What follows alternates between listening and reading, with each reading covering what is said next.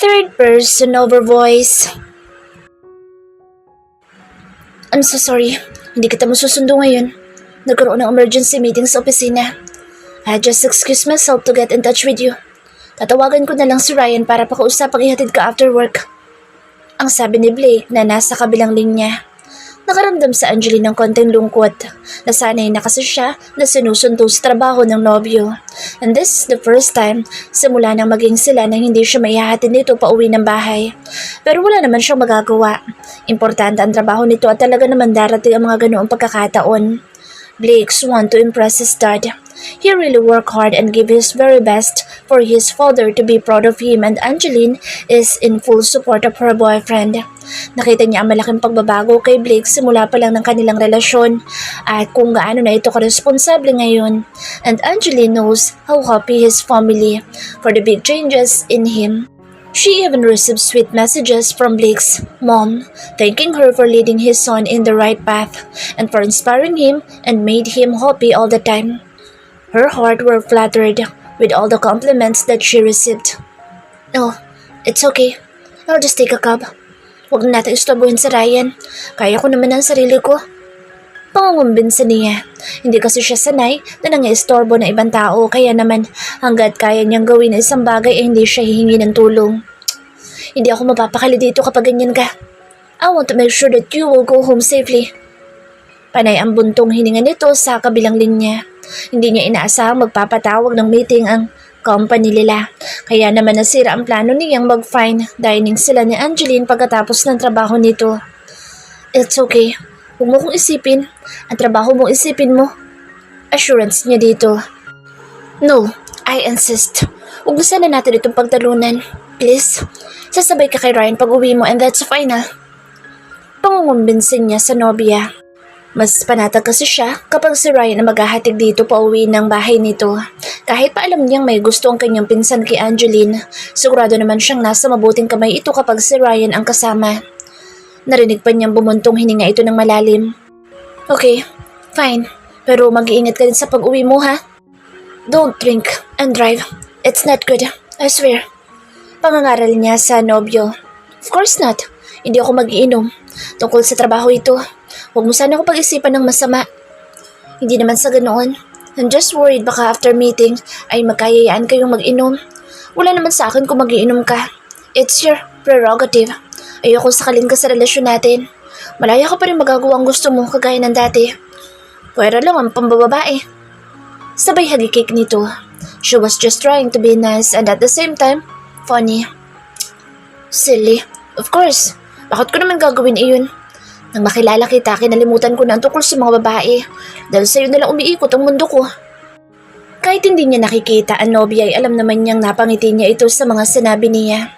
He just trying to give her assurance that no matter he is and no matter what he do, he will always take in consideration of her. Ang cheesy mo naman, Mr. Scott.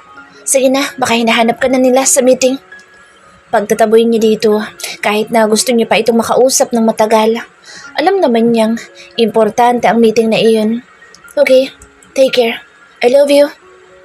Araw-araw naman niyang naririnig iyon kay Blake pero bakit ba hindi pa rin niya mapigilang kiligin kapag sinasabi nito ang magic word? I love you too. Buong puso at pagmamahal na sagot naman niya. Hey, I'm wondering, what's going on with you? You smile the whole time kahit naman napakaseryoso ng pinag-uusapan natin sa meeting. You're so lucky that your father is so busy with our investors. Hindi niya napansin ang pagiging consistent mo sa kakangisi nang walang dahilan sa isang sulok. Kala ko nga nababaliw ka na eh. You're acting so weird. Don't you know that? Pambubus ka ni Damian sa kaibigan. And the worst thing is, while Chairman Scott asking on the digits for the allotted budget on equipments, he just put the folder in front of his father without even explaining how did they get that figure. Pasaway na anak. Natatawa na naiiling na segunda ni Miguel. Katatapos lang ng emergency meeting, naglabasan na ang lahat sa conference room, maliban sa kanilang tatlo. Guys, I now understand the feeling of being in love. Out of nowhere ay sabi ni Blake na hindi pansin ang pangaasar ng mga kaibigan. Kunot noong nagkatinginan naman ang dalawa, bahagyang natigilan ng mga ito. Hindi sila makapaniwala sa mga salitang lumabas sa bibig ni Blake. Hindi nila inaasahan iyon. You mean, in love ka? That's why you're acting so weird? Si Miguel na naging interesado, humila pa ng upuan at tumabi ng upo kay Blake. Yes, maagap na sagot niya. Really? At sino naman kayang napakamalas na babae na iyan? Sarkastikong tanong ni Damien. Hindi kasi siya makapaniwala na magsaseryoso sa babae, ang international playboy na si Blake Scott. Sinama nito ng tingin ni Blake. Tanungin niyo siya kung malas ba siya na naging boyfriend niya ako. Nagahamong sabi nito. Puno ng kumpiyansang tumingin ito ng diretso sa mapang-asar na sa Damien. Then, ipakilala mo siya sa amin. Nagahamon ding sabi naman nito. Sa get-together natin, isama mo ang girlfriend mo. Sunday na iyon. Ani Miguel na nakamasid lang sa dalawa. Yeah, he's right. Why don't you bring her to our party? I'm pretty sure our friends will be very happy to know that you are seriously in a relationship now. Bahagya siyang natigilan. Nagdadalawang isip kung dapat nga ba isama niya si Angeline sa party. Ngunit sa uli ay mas nanaig ang kagustuhan niya ipakilala sa mga kaibigan ng nobya. Of course, why not? But I'm telling you guys, my girlfriend is way different from the girl I used to date before. Pangunguna na niya sa mga ito. Kakaiba ang kanyang nobya. Yun lang ang kaya niyang sabihin. Hindi niya masabi sa mga ito na hindi kagandahan ng kanyang girlfriend. Pero hindi niya ito'y kinahihiya. Mahal na mahal niya sa Angeline at ang pinaka-importante naman sa lahat ay tanggap si Angeline ng pamilya niya. Wala siyang pakialam sa mga sinasabi ng ibang tao. Kapag magkasama sila, ang nararamdaman lang niya ay ang hindi maipaliwanag na saya when he's with her. Oh, really? So we guess she's more beautiful than them? Ani Miguel. He sounds so amazed and a bit excited for the new journey of his friend. Mahilig ka sa magaganda? Matatalo ba niya sa kagandahan ng ex mong si Franz? Bahagya siyang natawa sa sinabi nitong si Damien. She's more beautiful than any other girls in this world. She may not be perfect outside, but she has this pure heart that I love the most. She's truly beautiful not in her looks, but simply the way she is. Seryosong sagot niya. Mukhang in love ka na nga. You sound so poetic. I wonder kung anong ginawa niya para magtino ka ng ganyan. Good for you. Napapalatak na sabi ni Miguel. Alam naman niyang puro kalokohan itong si Blake. Ngayon lang niya ito narinig na nagsalita ng seryoso pagdating sa babae. He, therefore, conclude na true love na nga ang nararamdaman nito sa bagong nobya. So, aasahan namin isasama mo siya sa party natin sa Sunday. It's a deal. Paniniguro ni Damien. Yeah, I will. It's a deal.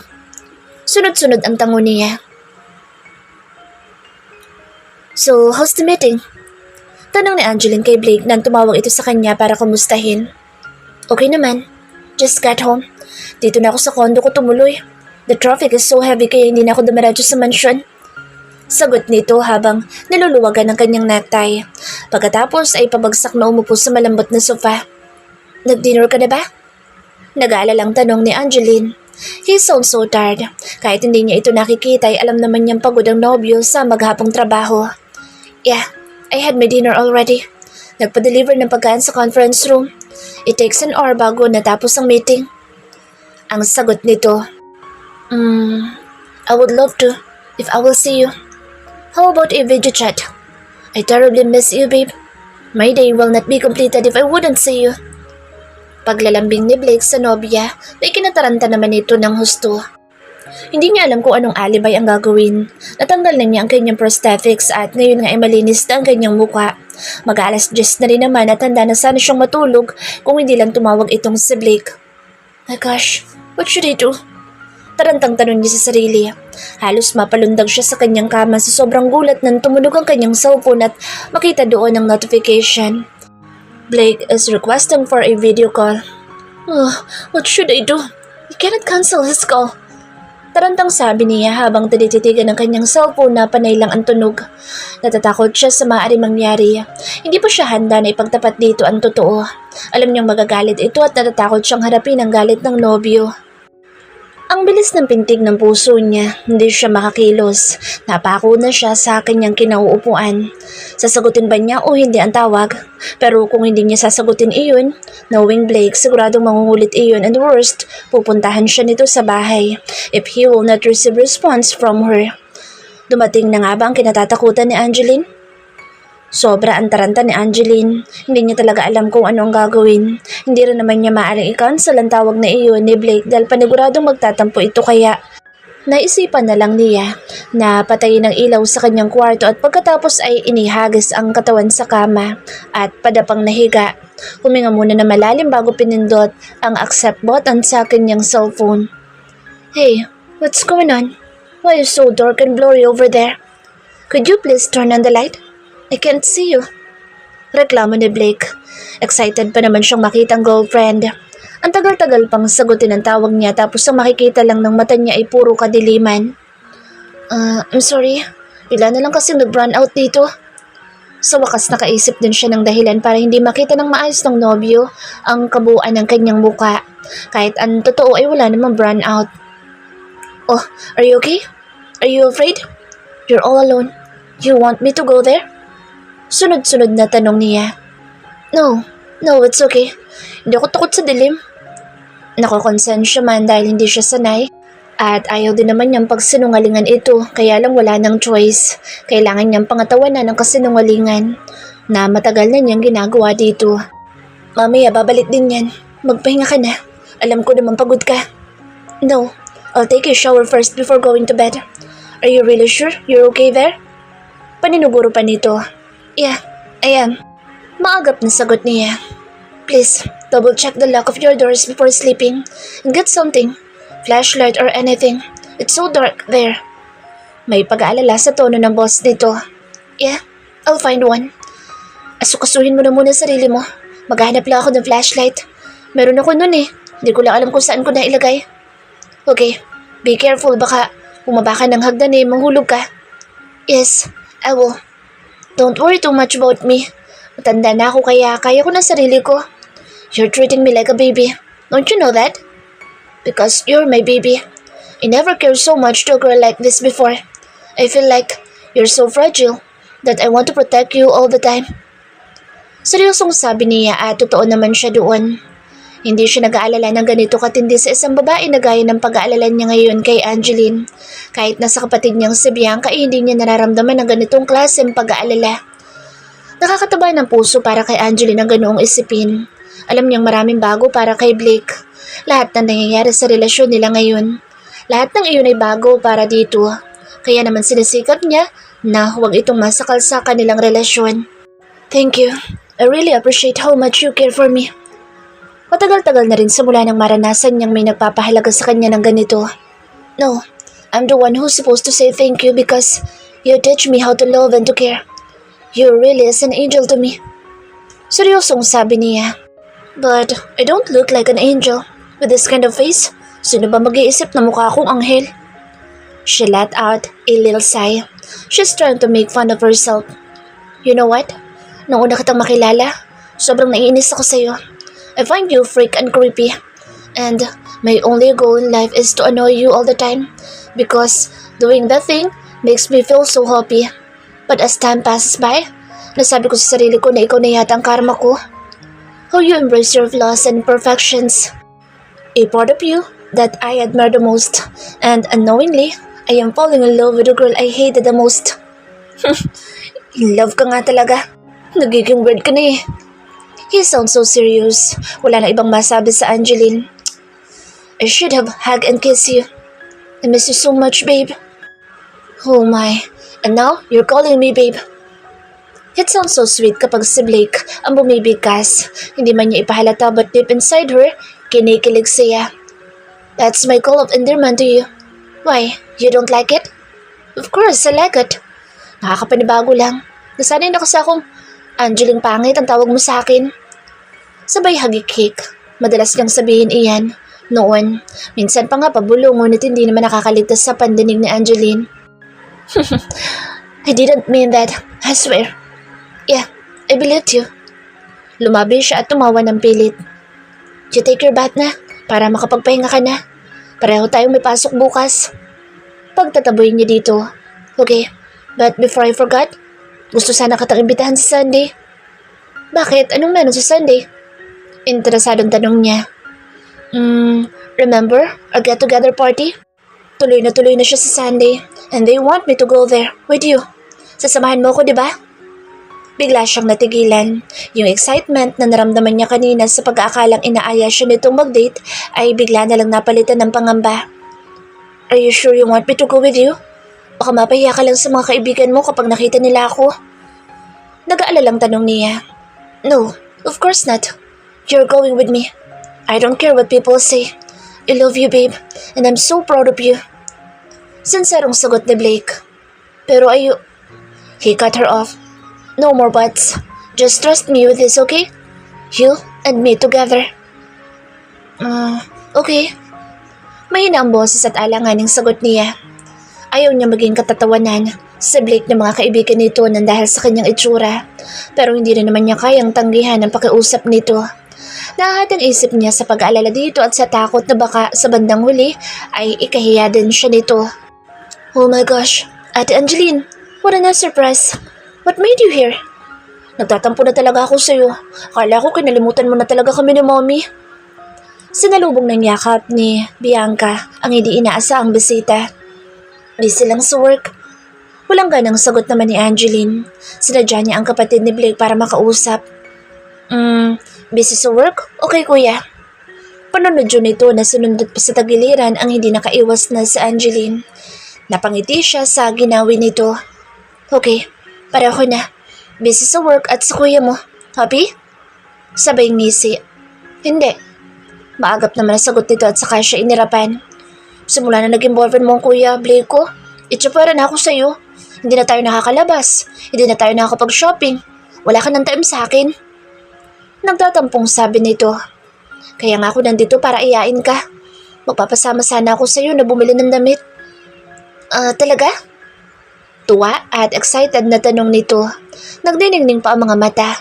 Ang bilis ng pagbabago na ekspresyon ng muka. Kanina lang ay naglulungkot-lungkutan. Yun ay kung hindi ka busy. Nag-aalanganing tumingin siya dito. Of course not. Hindi ako busy. Gusto mo pa sa Hong Kong tayo mag-shopping eh. Ipahanda ko na ba ang private plane namin? Let's go. Naku, wag na. Dito na lang tayo mag-shopping. Masyado ka na ma-exaggerated. Nahampas niya pa ito sa balikat dahil sa ka-OA-yan. Ay, oo ate. Tama-tama. Nasa Davao si Kuya Blake. Diba? At sa Sunday pa ang balik niya kaya pwede ka magpaganda ngayon. Halika, doon tayo sa kwarto ko at ayusan kita para mag-boys hunting na rin tayo habang nagso-shopping. Sabay hila nito sa kanya. Ay, ano ka ba? May boyfriend na ako, no? Ikaw na lang. Mariing tanggi naman niya. Ang ganda-ganda mo kaya. Tsaka pag lumabas tayo, ang dami na naman boys na magkaka-stiff neck. Kakahabol ang tingin sa'yo. Dali, excited na ako. Wala lang nagawa sa Angeline kung hindi ang magpakaladkad kay Bianca papuntang second floor kung saan nandoon ang kwarto nito. Ay, ito bagay sa'yo. Ito ang suotin mo ate. Inihaga sa couch ang nakahanger na puting crop top na nakuha nito sa kanyang walk-in closet na makikita sa extension room nito. Nakakamangha talaga ang walk-in closet nitong si Bianca. Sa paningin ni Angeline simula nang mawala siya sa mansyon, mas lalo pa yatang dumami ang mga gamit dito sa loob ng kwartong iyon. Para kang nasa loob ng department store sa sobrang dami ng mga damit, sapatos, bags and accessories. Nakakalulang tingnan. Faded ripped jeans ka ate. Then, isuot mo itong stiletto shoes na ito. Sabay hagis ng red na sapatos doon sa couch. Magmumall tayo, tapos magsusuotin mo ko ng mataas na takong. Hello, hindi fashion show pupuntahan natin no? Gusto ko kasing makita ka nakasuot ng sexing damit. Ang manang mo kaya? Reklamo nito. Okay lang naman ang damit ko ah. Love naman ako ng kuya mo kahit ano pang suot ko. Yes, I know. Kahit na yung pangit na prosthetic na yan, ang suot mo, love na love ka pa rin ni kuya eh. Biglang nakaramdam ng panlulungkot sa Angeline sa sinabing iyon ni Bianca. Oh, bakit? May nasabi ba akong hindi mo nagustuhan? Nag-aalalang tanong nito nang bigla siyang matahimik. Yun nga rin ang ipinunta ko dito. Wala ko ibang makausap at masabihan ng problema ko. Ako, ikaw at si Tita Mina lang ang nakakaalam ng sekreto ko. Sobrang nakokonsensya na kasi ako sa panlulokong ginagawa ko sa kuya mo. Ilang beses ko nang gusto sabihin sa kanya ang totoo. Ang kaso, pinangungunahan ako ng takot. Bianca, napakabait ng kuya mo at hindi niya deserve na lokohin. Sa Sunday, may get-together party sila at gusto niya akong isama. Ayoko maging katatawanan ng mga kaibigan niya ang kuya mo nang dahil lang sa akin. Ano bang gagawin ko? Mangilid-ngilid ang luha niya habang sinasabi ang mga bumabagabag sa kanya. Ate, I'm sorry. It's all our fault. Kung hindi dahil sa amin ni Mommy, hindi ka sana magkakaproblema ng ganito. Hinaplos niya ang likod ni Angeline. Umaasang kahit papaano ay mapapagaan noon ang bigat ng kalooban nito. Hayaan mong ako na lang magsabi kay kuya. Kami ni Mommy, para hindi ka na nag-iisip ng ganito. Gustong-gusto niyang tulungan ito dahil sa simula pa lang naman, sila na ang may kasalanan. Pinilit lang nila sa Angeline para sa isang kasunduan. No, wag na wag mong gagawin iyan. Ayokong madamay kayo ni Tita Mina dito. Kasalanan ko ito kaya ako ang dapat na lumutas. Pero ate, I'll be okay. Everything will be okay, Bianca. Tulungan mo lang ako makahanap ng magandang damit para sa party. Yun lang ang gusto kong gawin mo para sa akin. Ate naman eh. Naiiyak na napayakap siya dito. I'm sorry talaga ate. Ay, ano ka ba? Tama na yan. Pagandahin mo na lang ako sa linggo. Yun ang kailangan ko. Okay. Naiiyak pa rin sabi nito. Pinilit niyang huwag mapaluha. Bahala na sa Batman. Kailangang harapin niya ang problema kung ano man magiging kahihinatnan nito. Parang tumigil ang mundo kay Blake habang nakatingala siya at pinagmamasdan sa Angeline na bumababa ng hagdan na suot ang napakagandang royal blue na tube gown. Kumurap-kurap pa ang mga mata niya. Hindi siya makapaniwala sa kanyang nakikita. Si Angeline ba talaga ito? 6:00 ng hapon, lumapag ang private plane ng mga Scots sa airport. Kauwi lang ni Blake at ng kanyang daddy. Galing sila sa Davao para sa ocular visit ng malaking lupa na nabili nila doon na idedevelo para maging isang 5-star hotel. Pagkababa ay dumiretso na agad ng sakay ang mag-ama sa mamahaling sakyan na naghihintay sa kanila para sila ihatid sa kanilang mansyon. Excited na si Blake na makauwi. Nandoon daw sa kanilang bahay ang girlfriend na si Angeline at kasalukuyang inaayusan ng kapatid na si Bianca para sa gaganaping party. Miss na niya ang nobya. 2 araw din sila sa Davao. Bukod kasi sa ocular visit, pumunta pa sila sa wedding anniversary ng best friend ng kanyang daddy na sa Davao din nakabase. 7:00 ang simula ng party at nang tingnan niya ang oras sa suot na relo ay 7:05 na. Matapos maipasok ang kanilang sakyan sa napakalawak na garahe sa kanilang mansyon, ay agad-agad bumaba si Blake. Mauna na ako, Daddy. Paalam niya sa ama matapos buksan ang pinto ng kotse. Hindi niya hinintay na makasagot ito. Isinara ang pinto at nagdire-diretso na naglakad papasok ng bahay. Agad siyang dumiretso sa kwarto ni Bianca. Sunod-sunod na pagkatok sa pinto ang ginawa nito. Kuya, ano ba? Sisirain mo bang pinto? Asar na binuksan ni Bianca ang pinto ng kanyang kwarto. Maliit na siwang lang ang ginagawa nito. Sapat na para magkasya ang kanyang ulo at masilip ang nakakainis niyang kapatid.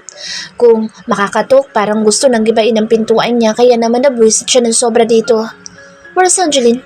Let me in. Utos dito kay Bianca. No way, hindi pa kami tapos. Why don't you change your clothes first and wait for her downstairs? Inis na sabi nito. I said I want to see her. Open the door. Pangungulit nito. Nainis na ako sa iyo, kuya, ha? Hindi ka ba marunong maghintay? Magbihis ka nga muna. Huwag mo sabihin yan na rin isusuot mo sa party. Maligo ka, magpagwapo ka, para bumagay ka kay Ate Angeline. Ang haggard mong tingnan. Ew. Umakto pa ito na kunwari ay nandidiri. Ang arte mo. Kutasan kita dyan eh. Piko na sabi nito na akbang babatukan ng kapatid. Ngunit paagap namang naisara ni Bianca ang pinto at agad iyong inalak. Hey Bianca, bakit hindi mo pinapasok ang kuya mo? Takang tanong ni Angeline na makitang hindi nito kasunod si Blake. Ayoko nga, ang pangit niya. Padaskol na umupo ito sa kama. Anong pinagsasabi mo? Ang gwapo kaya ng kuya mo. Protesta ni Angeline. Namimiss din niya ito pero parang ayaw ni Bianca na magkita sila. Sinasabi mo lang yan dahil in love ka sa kanya. Walang ganang sabi nito na pumaso ng upo sa gilid ng kama. Nangunot ang noo ni Angeline. Bakit ba naiinis ka sa kuya mo? Nagtatakang tanong niya dito. Wala. Excited kasi. Hindi pa nga kita tapos ayusan. Halika na nga. Isuot mo na itong sapatos mo. Sabay abot sa kanya ng hindi kataasan na tako ngunit takaw atensyon dahil sa makintab nitong kulay at talaga namang malulula ka sa mahal ng presyo ng silver pointed shoes na ito. Si Bianca na pumilit na bilhin nila iyon sa high-end store. Libre daw ni Mrs. Scott lahat ng gusto nila kaya itong si Bianca dahil alam na walang limit ang credit card ng mommy niya ay talaga namang puro mamahalin at branded ang mga pinamili para kay Angeline. Hindi na nga nagawa ni Angeline na mamili ng talagang gusto niya. Hinayaan na lang niyang si Bianca ang gumawa noon para sa kanya. Parang tumigil ang mundo kay Blake habang nakatingala siya at pinagmamasdan si Angeline na bumababa ng hagdan. Nasuot ang napakagandang royal blue tube gown. Nakalugay ang makintab at tuwid na tuwid nitong itim na buhok na halos umabot na sa bewang ang haba. Hapit na hapit sa kanya ang suot na damit na lalong nagpa-emphasize kung gaano kaganda ang hubog ng kanyang katawan. Nagka-complement din sa kulay ng damit ang maputi at malapor sila ng kutis. Napakurap-kurap ang mga mata ni Blake. Hindi pa nakontento at bahagya pa itong kinusot. Hindi siya makapaniwala sa kanyang nakikita. Si Angeline ba talaga ito? She looks so perfect. Kung wala lang sana ang mga taghiyawat na kumpul-kumpul at naghihinugan sa mukha nito, ay talaga namang hahangaan mo ito. Okay lang ba kung sasama ko sa'yo ng ganito? Nag-aalanganing tanong niya sa nobyo nang makababana ng hagdan at makalapit dito. Matamis na ngumiti si Blake at hindi maipagkakaila ang matinding paghanga sa mukha nito. Of course, you're stunningly beautiful tonight, babe. Napapalatak na sabi niya. I'm sorry. Agad siyang yumakap dito. Ayaw niya makita ni Blake ang mga luhang kanina pa niya pinipigilan. Kaya nagsumiksik siya sa matitipunong dibdib nito. Why, sorry. Nag-aalalang tanong ni Blake na gumanti rin ang yakap sa nobya. Hindi naman sumagot sa Angeline. Mas lalo pa itong nagsumiksik sa dibdib ng nobyo. Namiss niyang mabangong amoy nito. Yung amoy niyang nagpapagaan sa kalooban ni Angeline. Wala. Let's go. Sobrang late na tayo sa party. Ayan niya sa nobyo. Huwag na lang kaya tayong pumunta. Let's go somewhere else. Yun tayo lang dalawa. How about Tagaytay? Sustro niya na hindi tinatanggal ang pagkakayakap sa nobya. Parang gusto na lang niya masolo ito ngayong araw. Namiss niya talaga ito ng husto and how her warm body touches him is so divine. At ayaw na niyang kumawala sa yakap nito. There's a lot of time for that. You have to be at the party. They are expecting you there. Kahit naman ang totoo ay mas gusto niya ang suggestion nito na mag-out of town na lang sila. Promise me, next weekend mag-out of town tayo. Naninugurong sabi nito. Yeah, pupunta tayo kahit saan mo gusto. Maagap na sagot niya. Parang gusto ko yatang pumunta ng Spain. Ha? Kailangan planuhin na maayos ang bagay na iyan. You have lots of commitments here. Hindi ka pa pwede mag-out of the country. I can. I'm a pilot, you know. I don't think your dad will allow you to use one of Scott's Airlines planes. I have my own private plane, babe. Hindi ka nauubusan ng sagot. Tapusin mo muna lahat ng work mo then ask for a vacation to your dad. Don't mess up with Dreamland. Your team needs you. Okay. Let's talk about it later. We need to go. May pagmamadali sa boss na sabi at hinawakan ng kamay ni Angeline para alalayan hanggang sa makarating sila sa labas ng bahay kung saan naghihintay ang nakaparadang puting Lamborghini. Hop in. Ayaw na Blake nang mabuksan ang pinto sa passenger seat. Lihim na nananalangan sa Angeline na sana maging okay ang lahat sa party habang si Blake ay gumigiya papuntang driver's seat. Garden of Eve, isa sa pinakamaganda at pinakasikat na event venue sa Manila. Dito kasalukuyang ginaganap ang get-together party nila Blake. Ngayon nga ay pumaparada na ang sakyan nito sa parking lot ng venue. Pwede ba mag-CR muna ako sandali? Paalam na Angeline kay Blake. Hindi naman siya nakakaramdam ng tawag ng kalikasan. Gusto lang niya munang mag-isip saglit at kumuha ng lakas ng loob para humarap sa mga kaibigan ng kanyang nobyo. Okay, I'll just wait for you there. Itinuro nitong entrance ng venue. Sige, sandali lang ako, promise. Ang sabi ni Angeline. Tumawa lang sa Blake at matamis na ngumiti dito. Bahagyang pinisil ang kamay nito bago binitiwan. Hindi mapigilang humanga ni Angeline sa nobyo. Talaga namang napakagwapo nito sa suot na black tuxedo. Saglit siyang tumigil para pagmasdan ito sa malayo. Hanggang ngayon, hindi pa rin siya makapaniwala na ang katulad ni Blake ay mapapatino niya. OMG, did you see the girl in the blue gown? Yeah, the dress is good. Looks so expensive. Indeed. But you have seen the face of the girl? No, not really. It's just a short glance at her dress. It takes my attention. Gosh, the girl is so ugly. I wonder who's her date. So nakakaawa the guy. Helga, you're so mean. I'm just telling the truth. Mondi? By the way, why are you here? I thought you were busy. Yes, I am. But when I heard that Blake Scott is coming, I cancelled all my appointments. Even my yoga class. You know how much I like him. I've been rooting for him since high school. He's so damn hot. So true. OMG. Don't say that you're here also for Blake. I'm warning you. He's mine. May the best girl win. You can never win over me, my dear. Let's wait and see. Parang nangihinang lumabas ng cubicle si Angeline. Alam niya sa kanyang sarili na siyang pinag-uusapan ng mga babae kanina. Lalo lang siyang pinanghinaan ng loob na lumabas at magpakita sa mga tao. Kaya mo yan, Angeline. Mas lalo siyang mapapahiya kung hindi ka magpapakita. Bulong ng kanyang sarili. Huminga muna ito ng malalim. Nakapagdesisyon na siya. Kung si Blake nga ay hindi siya ikinahihiya, dapat siya din. Kailangan na tanggapin at harapin niya ang konsekwensya ng kanyang kasinungalingan. Lumabas siya ng restroom at naglakad papuntang entrance ng event hall. Ngunit tatigilan siya nang may makitang pamilyar na muka. Natutop niya ang sariling bibig nang makita si Miguel na naglalakad habang may kausap sa kanyang cellphone. Tinutumbok ng mga paa nito ang direksyon na papunta sa event hall. Kung nandito si Miguel, siguradong nandito din si Damien. Tarantang sabi niya sa kanyang sarili.